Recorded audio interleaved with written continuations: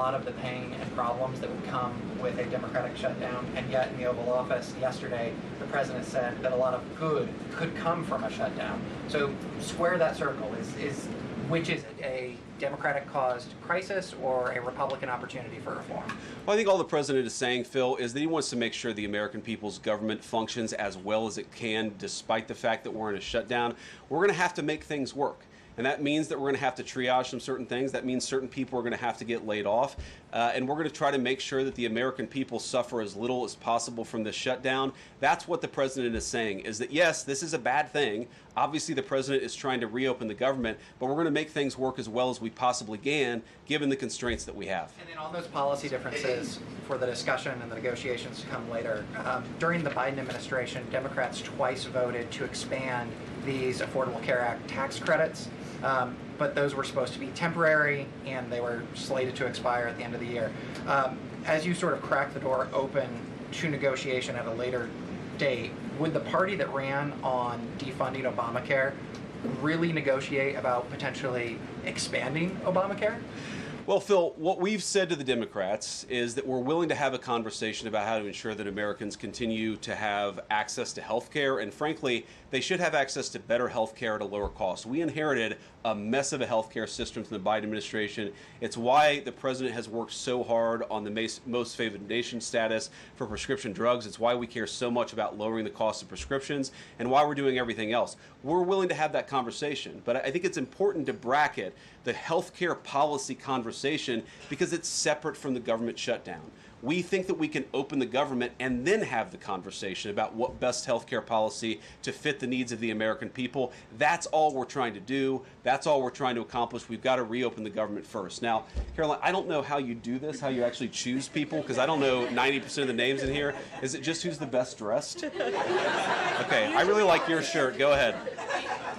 Thank you, Mr. Vice President. You are President of the Senate. Can you talk about what you're doing, what the administration is doing to try to get other Senate Democrats to vote to open the government? Yeah, we're talking to a number of our colleagues, Democratic and Republican, in the Senate. I talked to a number of them last night. The president, of course, is talking to them as well. I think there really are two categories of demands that I've seen privately from congressional Democrats. I think on the one hand, those who are negotiating in good faith are saying, look, we just want to make sure that we're able to have a conversation with the administration about some of the critical needs that we see that need to get fixed over the next few months. We recognize it's kind of absurd, and a lot of them will admit in private that it's kind of absurd to shut down the people's government over these disagreements, but just agree to negotiate with us in good faith on these issues, and of course we're having that conversation with them. Then there's another category, people who say, give us everything we want or we're going to keep the government shut down. We just write those people off because they're not negotiating in good faith. And frankly, we don't need them. We've already got 3 more Democrats last night than I thought we would get. And I think it's because they recognize the illogic of the position of taking the entire American economy hostage because they don't get their policy priorities. So 3 moderate Democrats joined 52 Republicans last night. We need 5 more in order to reopen the government. And that's really where we're going to focus, is how to get those 5 additional Democrats. Thanks, Mr. Vice President. First 2 questions. Are there plans to meet Democratic leaders again in the coming days, or are you planning on plucking off senators one by one? So that's the whole question?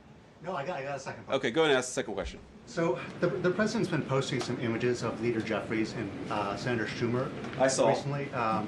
You've said that you're interested in good faith negotiations with these leaders, but what message does that send? Is it helpful to post pictures of Leader Jeffries in a sombrero if you're trying to have good faith talks with him? Oh, I think it's funny. The president's joking, and we're having a good time. You can negotiate in good faith while also poking a little bit of fun at some of the absurdities of the Democrats' positions, and even, poking some fun at the absurdity of the Democrats themselves. I mean, I'll tell Hakeem Jeffries right now, I make this solemn promise to you that if you help us reopen the government, the sombrero memes will stop. And I've talked to the President of the United States about that. Now, to your first question, are we negotiating one-on-one? Are we negotiating in groups? Look, I will go to the U.S. Capitol right now and meet with Chuck Schumer or any Senate Democrat if it helps us reopen the government.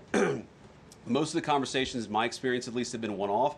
We're also, of course, relying on some of our Senate Republican colleagues who have good relationships across the aisle. We're going to do whatever we have to do is the answer, and I think it's tough to predict what shape this negotiation is going to take over the next few months, but I feel good about the fact that Democrats already realize privately the fundamental irrationality of their position. I hope that they're going to publicly acknowledge it and reopen the government. Right in the back, yeah. Thank you, Mr. Vice President. You responded to a post on X of Chuck Schumer on the House floor back in 1996, railing against illegal immigrants receiving taxpayer-funded benefits. You said Chuck Schumer once recognized that it was disastrous to give illegal aliens rewards for breaking the law. Now he wants to shut down the government unless we reward illegal aliens for breaking the law. Why has Chuck Schumer changed his stance?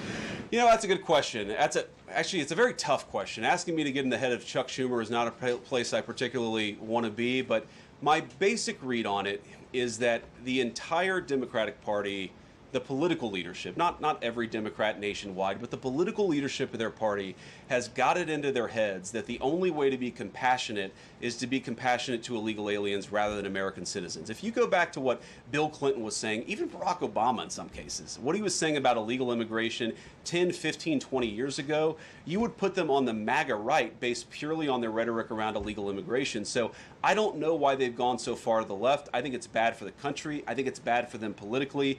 But our principle, all I can do is speak for the president that I serve and the country, the administration that I serve right now. We believe that the American people's government exists for the American people. That means the people who have the legal right to be here, and that's why we're fighting to reopen the government. And unfortunately, the Democrats are fighting to shut it down for the benefit of illegal aliens. And